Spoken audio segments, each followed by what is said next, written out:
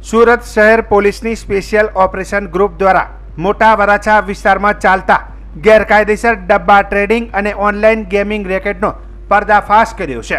આ ઓપરેશનમાં 943 કરોડના આર્થિક વ્યવહારો સામે આવ્યા છે અને 8 આરોપીની ધરપકડ કરવામાં આવી છે।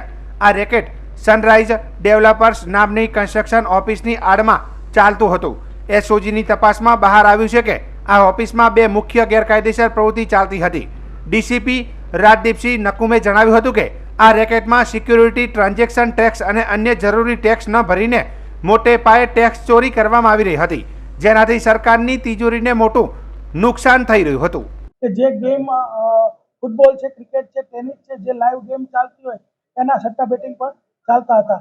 તો આ રેડની દરમિયાન ટોટલ ત્યાં જે મુદ્દામાલ મળ્યો છે એમાં 19 મોબાઈલ, 4 લેપટોપ, 10 લાખ રૂપિયા રોકડા, 31 પાસબુક, ડેબિટ કાર્ડ, પછી સૌથી મહત્વની વાત એક પેપર કટિંગ મશીન કે કાગળોનું ચૂરો થઈ જાય એટલે કોઈને ખબર જ ન પડે કે કાગળમાં શું લખ્યું હતું। એ ટોટલ 17,30,000નો મુદ્દામાલ ત્યાં મળી આવ્યો હતો। જે આરોપી છે એમાં મુખ્ય આરોપી છે નંદલાલ ગોવરિયા અને વિશાલ ગેવરિયા।